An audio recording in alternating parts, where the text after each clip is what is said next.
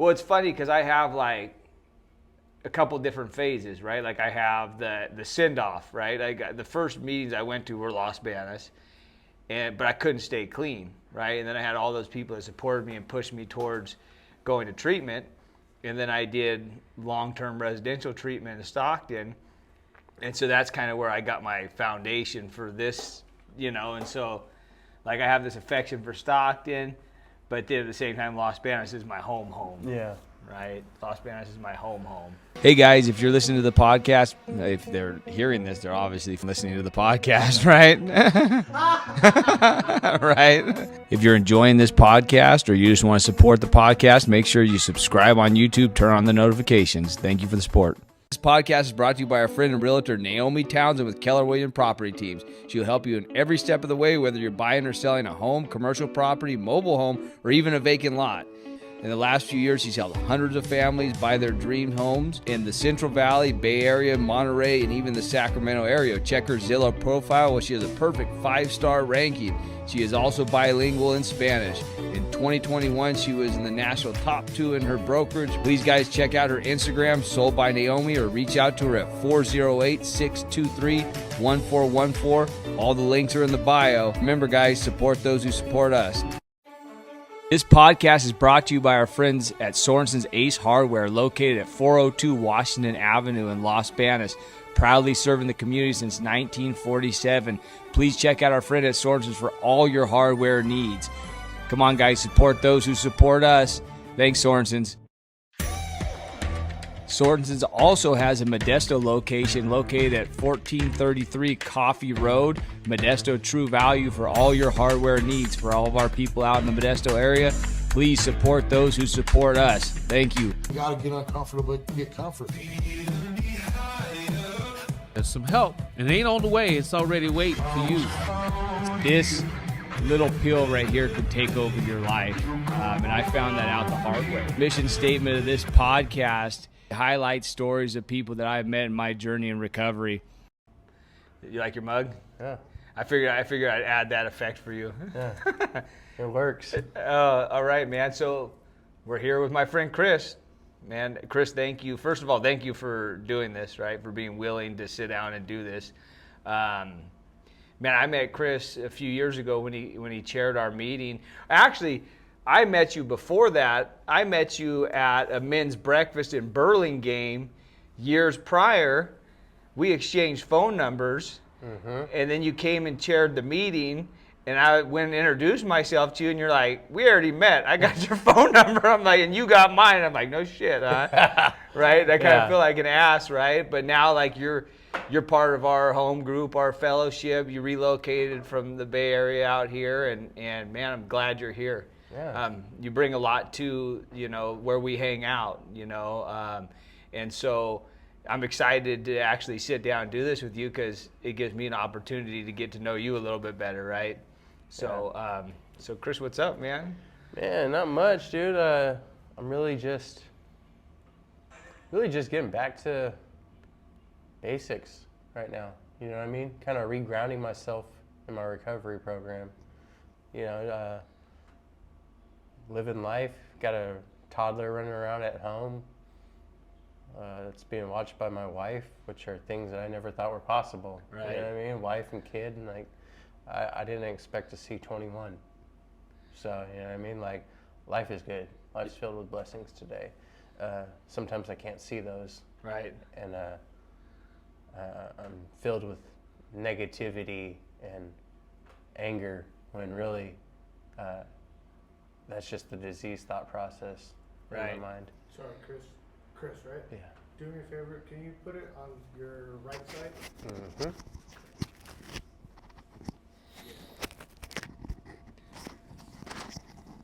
Don't worry, we'll edit that out. I always feel raped down.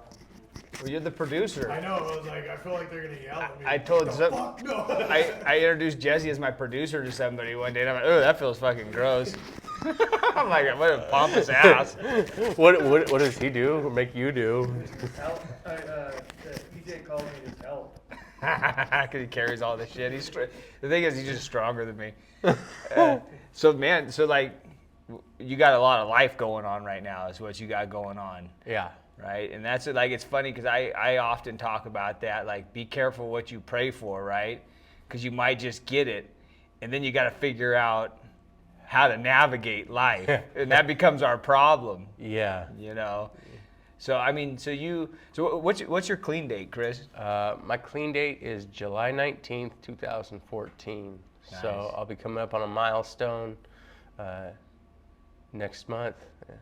I got 8 years, 10 months, and 25 days, something like that. Nice. But who's counting, right? Yeah, right. Every day. Yeah. And so what does that mean to you? Like, what does that date mean to you? You know,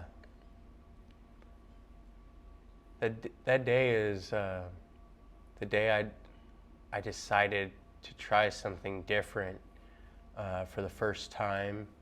That was filled with fear because I didn't know anything about it, but it's turned into the best decision I've ever made. Right. Seriously, the best decision I've ever made in life. You know, prior to getting dirty, you know, after getting clean, like that's the best decision I've ever made in my life. And I hold that near and dear to my heart, right? Like, I celebrate that day more than I celebrate, like, my belly button birthday. Right. Well, I think a lot of people don't understand, like, what we mean. Like, that's the best day, like, because we weren't stacking up wins before we got here, right? No, there were wins were few and far in between. Right. Yeah. And so, like, you know, you had mentioned, like, you didn't anticipate even living until 21, right? So, like, where we hang out, we typically don't do, like, drug logs or get too much into the mess, but there's somebody listening right now or watching that's looking at you and they're like, man, this guy doesn't look like me. He doesn't, you know, so I like to go into it a little bit so that way people can identify before we get into, like, what's going, well, we kind of got into what's going on now, but like, what did things look like for you growing up? Like, what was that process like? Well, me growing up, man, was great, right? There were things that were difficult to navigate, right? Like, my mom and dad split, like, shortly after I was 1. I don't even think I was 1 yet, right? Before my mom finally had enough of his shit, you know, not bringing home his paycheck because he was gambling it away. According to my mom, my dad sucked at cards, but every fucking paycheck he had, he was gambling with it, you know. And he'd come home, and finally one time, right, like, my mom hit him upside the head with a skillet and said, "Get the hell out of here," you know. So, like, I grew up without my father present, like, really in the household, and I'd, like, have the ability to spend time with him, you know, once or twice a year, you know, not that he was being held away from me, just, like, I didn't necessarily, like, as age grew on, right, I didn't necessarily live in the same area as he did. Right. You know, but I lived with my mom and my grandma a lot of my early childhood. And then, you know,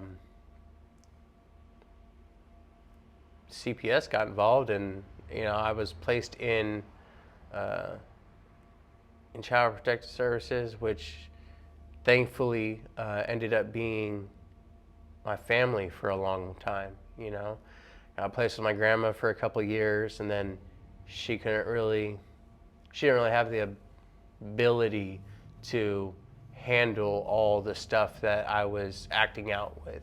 Right. You know, for attention, for love, for whatever the reason why I was acting out. And then, so I moved from Sunnyvale, like age 10, up with my aunt and uncle, or my uncle Jason and my aunt Felisa. And they had a little cousin of mine, and they got me involved in sports, like, right away. Started playing baseball, or, you know what I mean, Little League. And,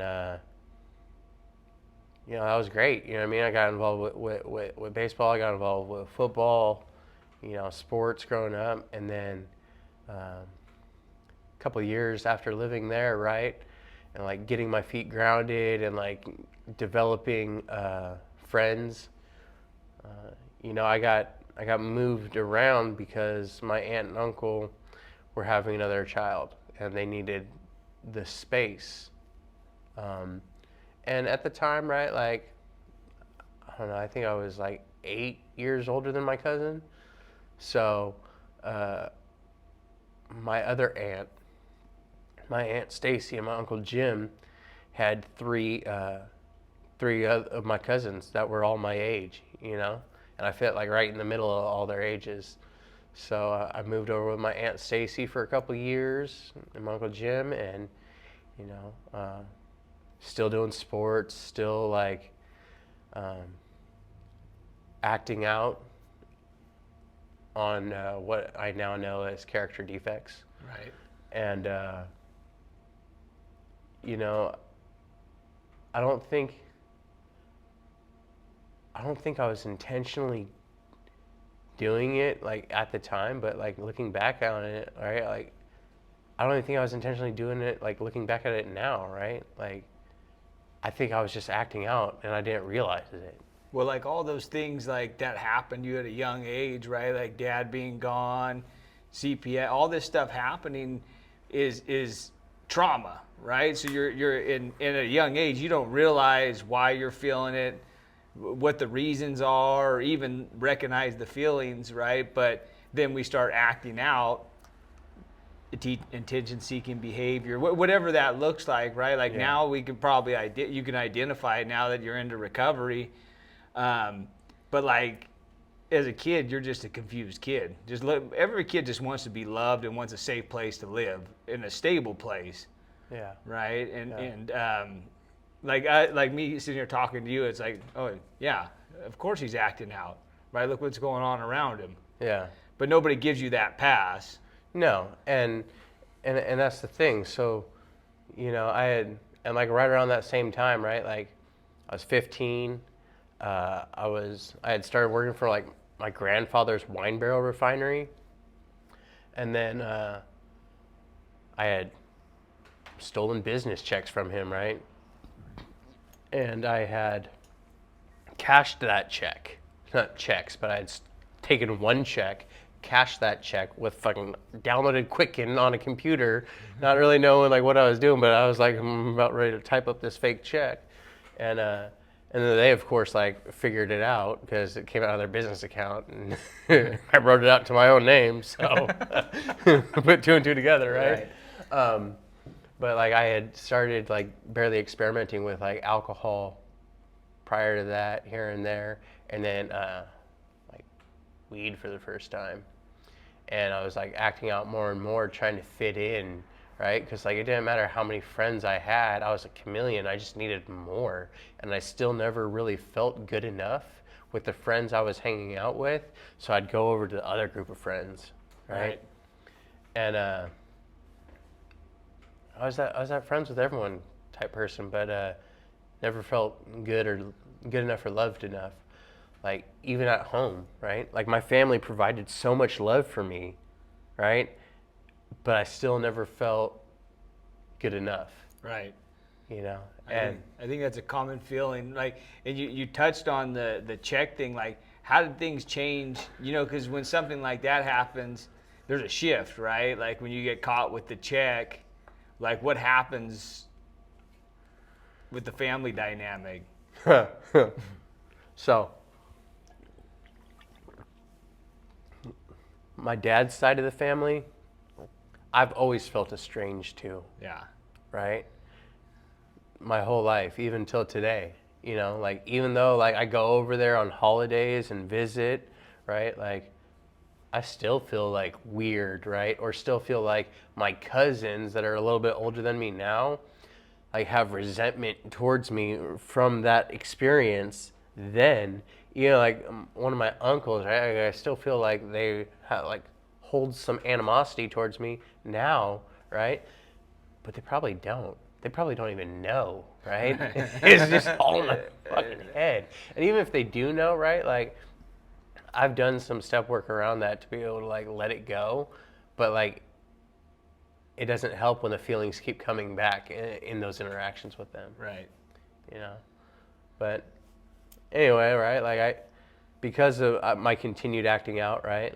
I was sitting at home grounded, you know, and I was being a good grounded kid when my friend showed up with her aunt's stolen car, asking me if I had any crazy ideas, right? No, right? Let's run away to Idaho and like go live with my pops, right? Okay, let's just go downtown. Like I'm grounded, you know, and then like eventually the thoughts like got in my mind where I was like, well, how are we gonna do that, right? We go back to our houses, we pack all our shit, right? We get like 2 cities away before she totals the car. She's 14, I'm 15, right?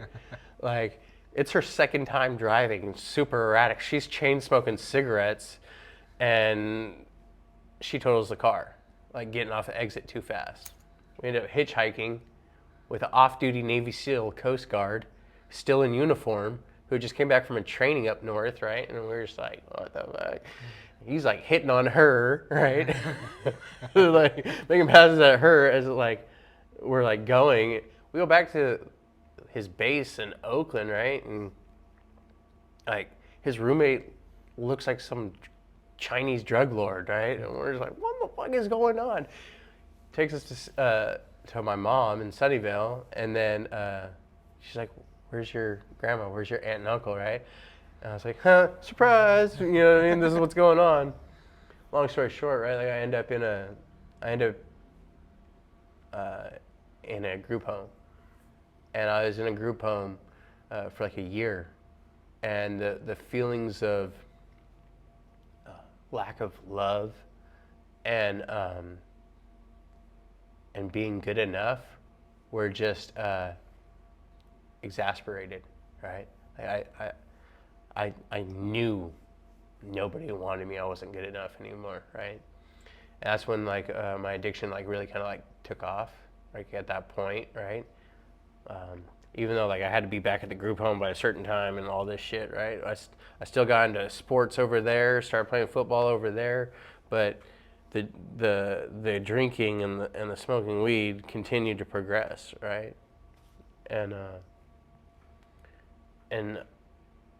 eventually after a year, another one of my aunts and uncles showed up, willing to take on the role of my guardian.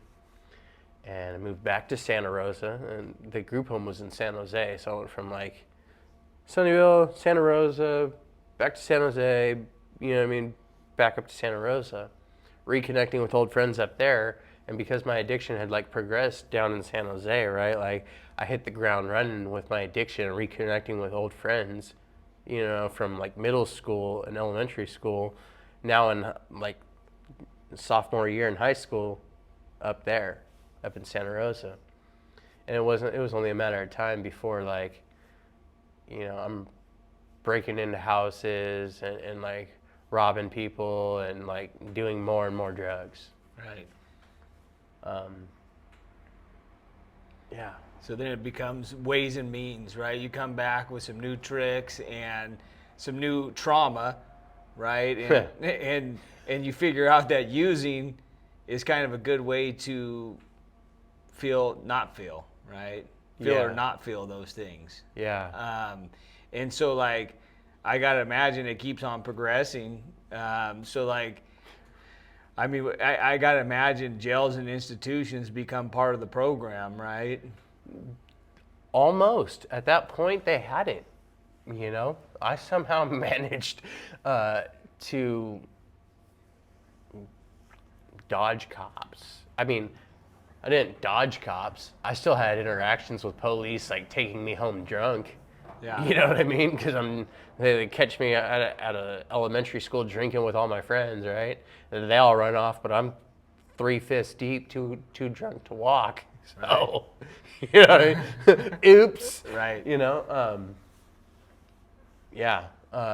But I think at that point, right, like, I was just, like you said, trying to numb, trying to hide, trying to blend in, right? But those friends that I was like partying with, they knew when to stop. They knew how to like control their drinking, control their using to some point. Right. And that's what, like, any time along that pattern, did you start to think, man, like, why can't I use like them? Or maybe I have a problem, right? You know what? It wasn't even really brought to my attention by myself. Like, I didn't have that thought at that point in time, right? I had a girlfriend who I had given a ring to and not proposed to, but like a promise ring, right? Like, I'm fucking, in high school, a sophomore going into my junior year, giving her a promise ring. And like one night I was just too messed up. She's like, you can't not get messed up. Like, she took it off as I stumbled out of a friend's car, tripped into a ravine on her property line, drunk and messed up. And she took the ring off and threw it at me. Her brother, who is in the Army, was like home on leave, and one of his buddies from his unit was there too. They came out, picked me up out of the ravine, took me up to the barn upstairs, barn party room, dance room that her older brother had, and I woke up in like somebody else's pajamas. I guess I had like pissed all over myself or whatever, but like I woke up changed in other clothes and I didn't realize how I got when I woke up. You know what I mean? I was like, oh, something bad happened. So yeah, but like I said, it wasn't until like much later in my disease where I'm like sitting around in a group of people, passing things around, looking at them, and I had that moment of clarity, and I was like, hey, do you think we got a problem? You know? And it, shut up and pass that is what I heard from my buddy. You know what I mean? And so like, whatever, you know what I mean? I just keep going. And like, it just continued and continued and continued. So like, what was the pivot point, right? Like, 'cause we get to a point of desperation where we have this revelation where it's like, where does the disease take you from that? Because even though like, it's still kind of innocent, even though it's not, right? Even though it's not, but like it progresses, right? So where does the disease take you to the point where it's like, man, I gotta change something? Like, what does that look like for Chris? The disease took me to my bottom, which was the 5th time in jail in like 4 years, right? Like in and out, in and out, in and out, in and out. Can't stay clean for longer than like 60 days out of jail, on new beefs, going back, violations going back. And I'm sitting in jail once again, really turning up loud, right? Like smoking weed that came in through another man's ass and drinking some rotten fruit pruno, that we had brewed, and really getting messed up, playing dominoes and pinochle with the homies, when I had another moment of clarity. And this time that moment of clarity was like, oh shit, right? Like, homeboy's here again. Like, he's always here with me, right? And the big homie over there, he's always here anyway, right? And OG over there, yeah, he practically has a residence here, right? And that moment of clarity happened and popped in my head where it was like, if I don't do something different now, I'm going to be 65 years old, coming back again, talking about the same shit, like the cops are watching me, or I got snitched on. Like, no, right? Like, I'm snitching on myself by like acting the way I'm acting out in public, doing the things I'm doing out in public. Right. You know what I mean? Like, I'm contributing to my own demise. Like, nobody is doing it to me but myself. And that led me to like having that moment of clarity and that desire to get into an in-custody program, right? That in-custody program where you march around with like colored hats on, RCP as they call it in Santa Clara County, and like that's where I kind of like heard some things. Like, I had heard things at meetings before at my failed attempts in and out of jail, right? But not necessarily like soak them in. Right. I didn't actually like hear what was being said. I just like heard some things, you know, and like in one ear out the other. But it wasn't until like there where I actually started like doing some things with a clear mind and understanding that there might be a different way. But yet I'm still plotting and scheming on how I'm going to do these crimes better with the homies that I'm locked up with in that program when we get out, right? I still got all those hookup connections, you know. For years I had those hookup connections that I gathered while I was in there. And it wasn't until like I had like I think like 3-4 years clean that I got rid of them. I held on to them like fucking sports memorabilia and mementos. Just in case. just holding on to it, right? Right. Like I don't even know why. Just shoved in a drawer somewhere. But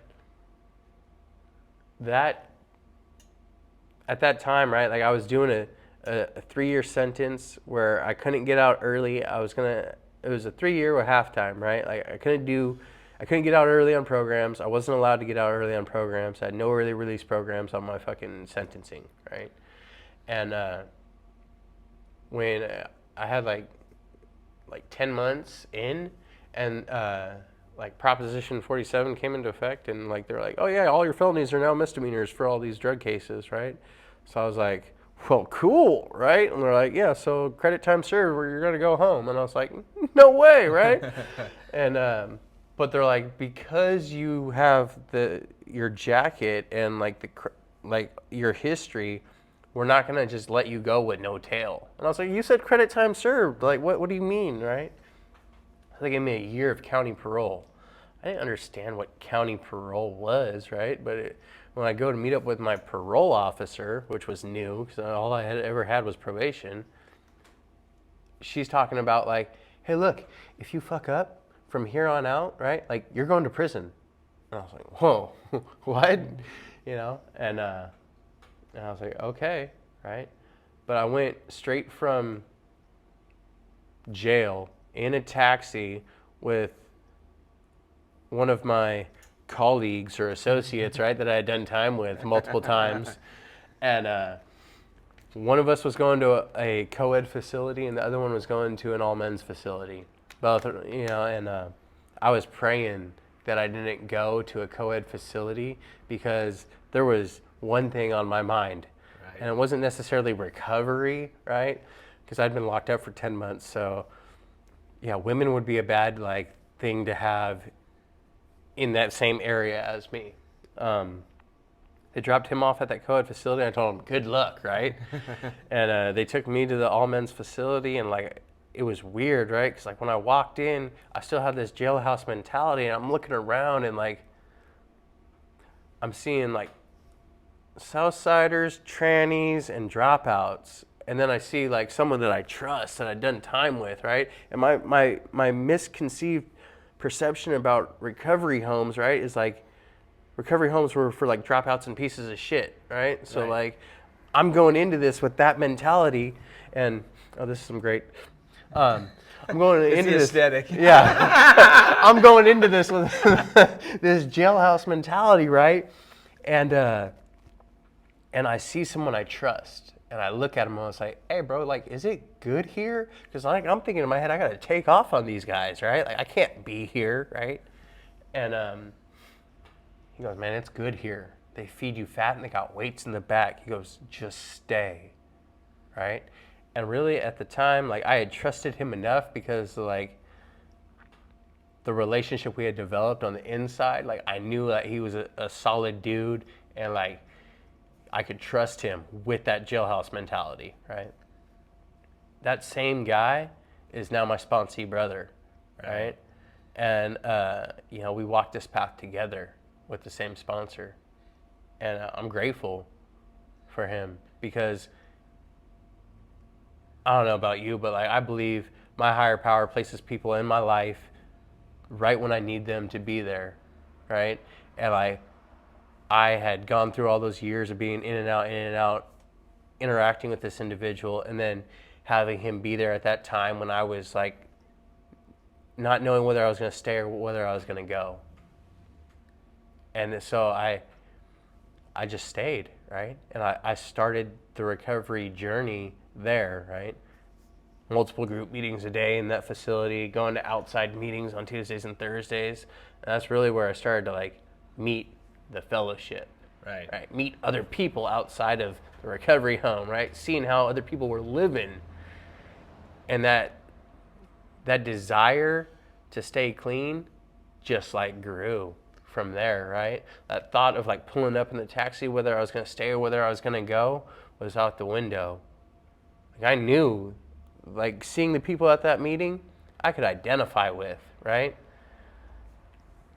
I felt at home. I felt comfortable. I felt around my people, right? And I didn't have to pretend to be someone I wasn't.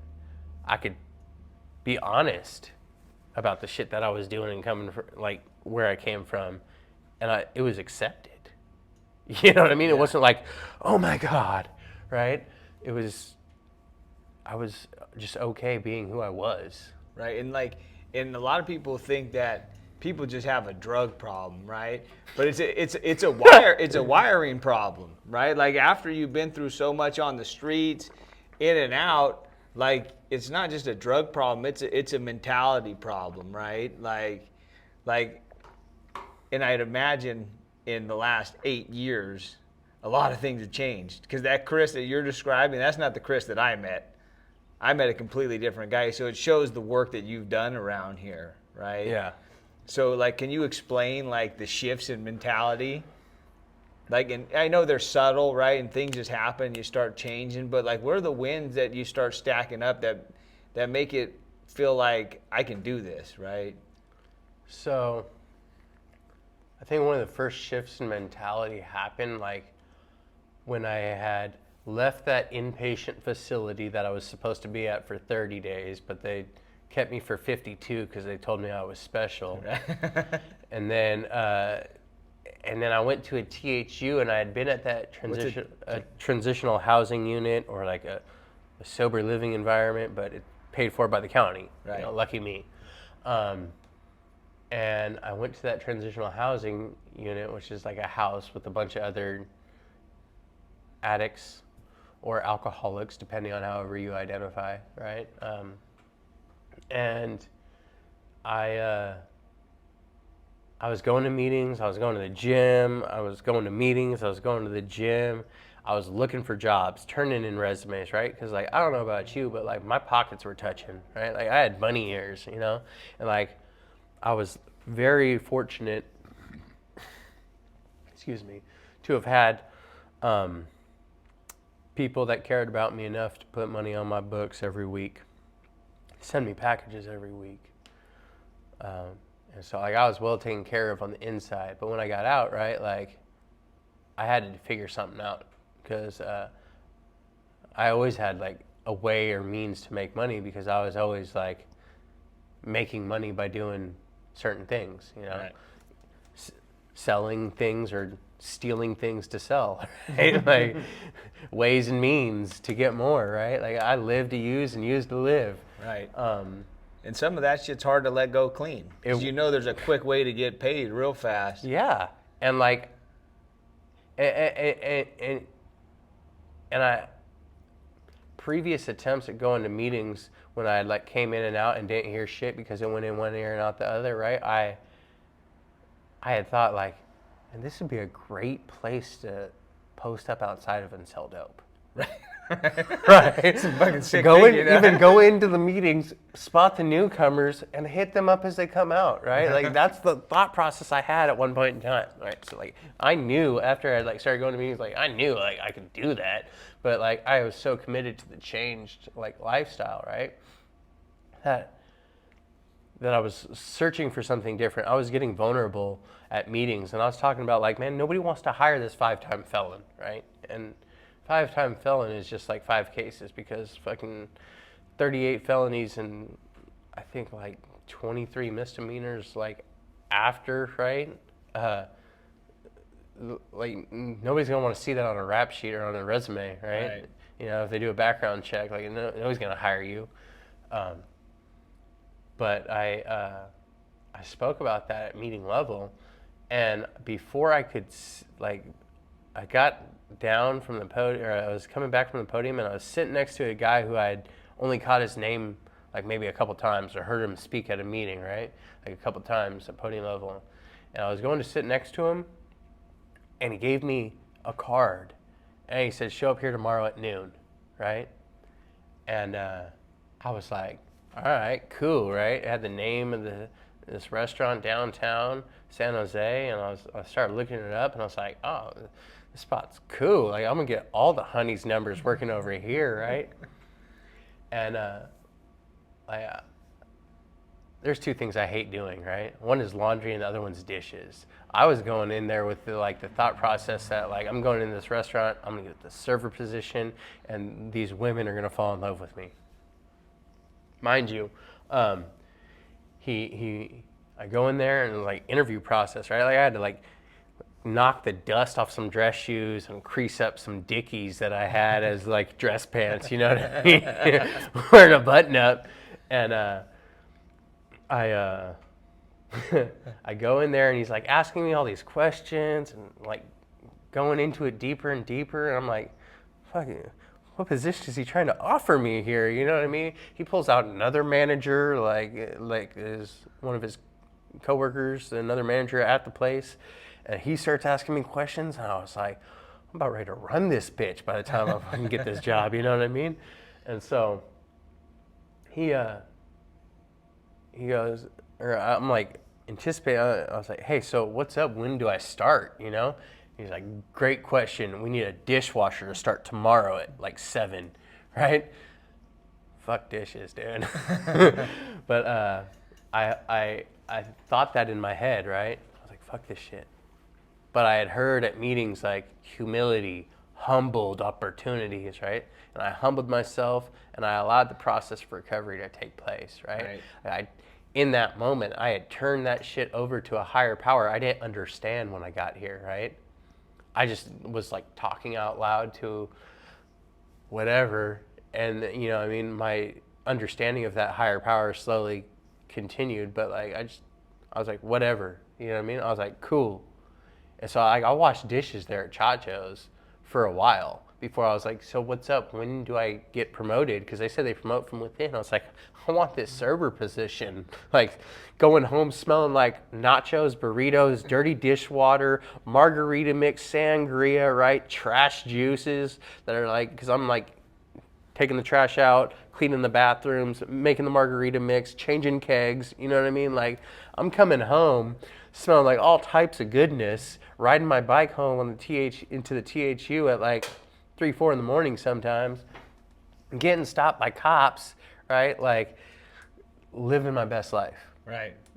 You know what I mean? But like that opportunity allowed me to develop some self-worth, right? And like I am worthy of a job. I can do this, right? And that turned into leading to find another job, right? Where I started working with my hands. It was like $10 an hour more, right? So I was like, cool, right? And I hopped on that opportunity, and I started working with my hands, long hours, coming home, tired, like wishing I could go back to washing dishes some nights, you know? But I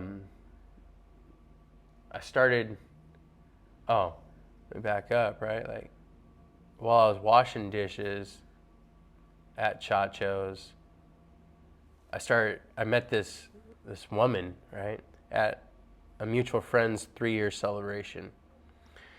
And this woman at the time had a boyfriend, and like we were just cool, we were friends, you know what I mean? And then we were both trying to help the same person. Like one of my roommates from that SLE or from that THU went back out. He decided he thought he deserved a drink after he got off parole. It didn't work out too well for him. He's been living under a bridge, shooting heroin ever since, you know what I mean? Yeah. In and out of incarceration. So like that's sad. But we were both trying to help this individual, and we seen that want, that desire to help someone else in that other person, and that's what originally drew me close to this woman. who like I now call my wife, right? But she asked me, she goes, so what's up, right? Like, you want to work at Chacho's your whole life? You know what I mean? I was like, this bitch, don't you know I got a job? You know what I mean? Like, hold on. Like, I got tip money. Like, I'm good. Like, I'm bringing home bi-weekly money, right? But like, I had to respect where she was coming from. She paid her way to put herself through school, electrician. You know what I mean? Like, she had gotten out of prison like shortly there before, and she's like an electrician. She had been an electrician for like a couple years, non-union, and like so and she goes, you should look into the unions, right? And I was like, all right, cool. And they're like they don't care about your record, so just look there. You know what I mean? You make great money. All right. And she was pissed when I found the union that I wanted to get into, and like I applied, and shortly thereafter, like I was in that union, because like she was trying to get into the electrical union for a while. But I got into that union position, or I got into that union, and then I worked harder and harder, and actually got into the apprenticeship. And like coming up here July 1st, which is in like a couple weeks, right? Like I'm gonna finish my 5-year apprenticeship, and I'll become a journeyman in my respective union, right?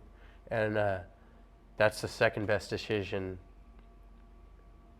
Third best decision. There right? you go. Rephrase that. Third best decision, right? First best decision was I got clean. Second best decision was my wife. Third best decision was like I found that career. I was about to poke you in your ribs Yeah. under the table right now. Wait a second. Let me rephrase that. Well, it's amazing, just a little bit of open-mindedness, willingness, and some humility, right? You take this job as a dishwasher, which in that time you thought in your mind is telling you not to, and then all this chain of events start happening, right? Your higher power is working in your life, and and since you've been there, because you weren't showing up to the meetings dressed like a union electrician. You were showing up in button-up shirts, right? So when I showed up to the meeting in Los Banos, right? Like, I'd go home and I'd change, right? Because okay. I still want people to like me, I still want people to think highly of me, but I also wasn't necessarily coming during the week, right? Because like that's a long commute from Gustine to San Jose, right? That's 3.5, 4 hours a day on the road. So like, I wasn't necessarily hitting the meetings always. Because by the time I get home, it's 7 o'clock. There's times where I'd come straight to the meeting earlier on before I had my daughter. Right. Right. But most of the time I'd hit the weekends. Well, and you talked about at the very beginning, right? Like you got a whole lot of life going on right now, right? You moved out here. You and your wife both commute, right? You got a young child, right? And then so. For a while, I think recovery kind of hit the back burner, right? Yeah. And so what's that look like? Because it seems like everything's going full steam ahead. You're stacking up all these wins, and then what happens when recovery goes into the back seat? So I floated around on that pink cloud that is like talked about a lot around here, right? For like 4.5, 5 years. Right around 4.5 years, right before I had my 5-year milestone, we moved out to Gustine, and I floated around on yesterday's recovery for a while. I don't recommend that to anyone, right? Like I left the basics of making it to meetings regularly. I left the basics of regularly doing step work with my sponsor, right? And like for a while there, like I was like still praying every day, like still like getting right with my higher power, right? Still talking to like people in my support groups. So like I was managing, but I didn't have that balance, right? And like for me, an uneven balance in recovery, I'm not like if I'm not working on my recovery, right? Like I'm working on a relapse, right? Because like those character defects start coming back out. I'm starting acting out in fucking dope fiend ways, right? Like, with clean time, right? Like, I was stealing, right? I started acting out on those character defects. I was not practicing cash register honesty with clean time, right? That's my truth. Right. And like with that, right? I had a rude awakening, you know? Like, what am I doing? I started reaching out to members for help. How do I deal with this? Some members were talking about like, yeah, I do that shit too. You know what I mean? With like 10 plus years clean. I was just like, what the fuck? Scratch you off the list. Yeah, that's not what I need to hear right now. Like, hold on, right? And it wasn't until like a good friend of mine, Jesse, like I reached out to after like reaching out to multiple members, and he was like, you know what? I had that problem too, and my wife asked me about our daughter, or like his daughter, right? And like, what am I gonna? The wife was like, what do I tell her? Like when you're not coming home or whatever, like, you know. And he said, like, what kind of father am I trying to be to my daughter, right? And like that realization, that rude awakening, as I was in Home Depot getting ready to practice some like cash register dishonesty yet again, right? I like that was like lifted from me, right? And like, cause like for me, like I said, I didn't think I was gonna see 21, you know, and I didn't think I was gonna have a wife, a kid, right? But like for me, like giving my daughter the best possible life where her father's not absent, her mother's not absent, right? But I only have control over what the father, right? Yeah. Like giving her everything I can, my all, right? All my spiritual principles, not all at once, sometimes not at all, right? But like that's like what I want to be able to provide to her. I want to give her a healthy childhood, right? The stability. Yeah, that I felt I lacked, or Right. I needed more of, right? And you know, that allowed me to be a productive member of society and practice, you know, self-checkout honesty. Right. Well, and that's recovery, right? Like there's seasons in recovery, just like there's seasons in life, right? And I see in you, that's recovery working in your life. Instead of keep on acting out in that shortcoming, you know, you told on yourself, right? Like in having that awareness is God given, right? Like that's a blessing today, not to be able, because that's before we got clean, that was just every day, right? And that was the least of it, right? And never being aware, right? So these are the gifts that we get, is we get to check our own behavior and reach out to our support group and find solutions to these problems, right? So like in that mess, I hear you talking about the solution, and to me that's recovery. Yeah. That's your recovery speaking. Yeah. It's definitely my recovery speaking, you know, but like, here's like where I'm at like today, right? Like with my recovery and my like where I'm at, right? So back in March, not that long ago, right? The middle of March, at that point in time, I hadn't done step work in about a year. It was sitting up on a shelf. I wasn't practicing great communication with my wife. I wasn't practicing great communication with my higher power because I hadn't talked to him in like 9 months, right? So, and I was making about one meeting a month if I was lucky, right? So talking about like recovery taking a back seat, right? Like I've through multiple times my recovery since living out here, I've had to rededicate myself to the basics. And at this point in time, right, when this happened, I got laid off from the dream job I had acquired within my union. And I'm driving home, frustrated, sad, disappointed, wondering what I did, because how I did what I did, because like it was something new to me that I was like training for, and I thought I was still training, thought I was allowed to make mistakes, but I had thought about picking a beer up, and then I was like, well, fuck, if I'm gonna drink, I might as well get something to smoke on, right? And then I also thought about driving into a light pole on the side of the freeway all within 5 minutes. And that happened in the middle of March, and like it was shortly thereafter, right?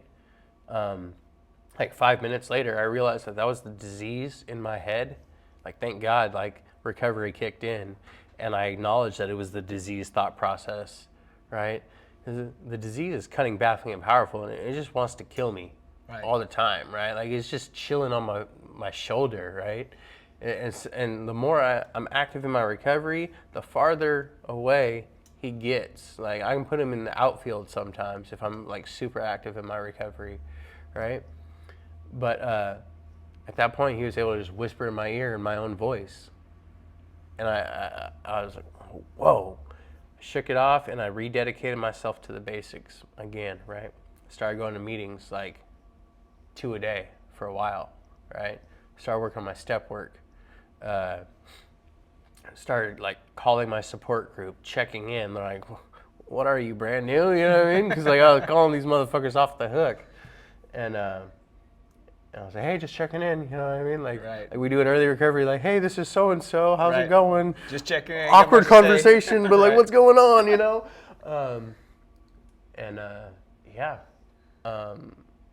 I'm still working on redeveloping that relationship with my higher power. Like, I'm not praying every day, but it's like, sometimes it's multiple times a day, you know? So like I'm still like trying to redevelop that routine with my higher power, the praying and meditating. But it's a lot, like it's there, you know what I mean? It's a process that I'm actively working on, not one that I'm just like, oh, I'll get around to it when I get around to it, you know? And so right now, like life is good. Yeah. Like my recovery's working. I'm actively working on steps. You know, I'm in the middle of this 11th step where I've been like staying up till like midnight or 1 p.m. after all the chores are done and my daughter's been down for a while. My wife's already asleep, right? Because like I'm still out of work. So I get to not have to worry about any of that. I'll be out of work until like the last week of June. So, because I'm recovering from this face surgery I had, right? So like, God allowed me to have the surgery when I had the surgery, to allow myself to take time off, not just like recover from my surgery, but recover mentally, spiritually, you know? And like, I kind of planned it better, right? Like, if I would have got laid off at any other time, I'd have been shit out of luck. You know, with trying to like get back to the basics, trying to like get back to meetings regularly. So like I'm grateful that this all happened the way it happened. Yeah. Yeah, and that's what a perspective to have that, right? And so like, I think we pretty much touched everything, but like, I always like to end this thing, like if there's somebody listening to this out there right now and they're struggling, like what would you tell somebody like that, whether they're struggling with addiction or, you know? I think that really the only thing to emphasize is the only requirement for membership is a desire to stop using. Right. You know what I mean? Like you can do, if you put half the effort you put into using and finding ways and means to get more into recovery, if you put half that effort in, right, like you stand a pretty good chance, you know, just show up, right? Like if you show up, right, eventually like your brain is gonna be like, oh, maybe this, maybe that, right? Yeah. Your brain will open up into the possibilities of what are available, and anything is possible. And I think like I close out like whenever whenever I talk to anyone, right, like I always say like anything is possible in recovery, just short of being Secret Service agent, right? Like anything's possible as long as you're willing to do the footwork. Right. You know what I mean? Like if you're willing to suit up and show up, right, and just keep grinding on what you need to work on next, right? Like anything's possible. You can set goals and achieve those goals, right? But after you achieve those goals, start another list of goals. Right. Right? Like keep moving forward. Like this is a program, like the disease is progressive, right? This program can be progressive too. You know what I mean? As long as you're willing to just keep moving forward. And when you find yourself here, whatever you do, don't get stagnant. You know what I mean? Because if you get stagnant, like, you're just going to die here inside. And eventually, probably, in real life. Nice. I think we did it. Like Chris said, bring the body, the mind will follow. Right? Yeah. You owe me a hug, dude. Oh, man. Full frontal, though. Full frontal. All right.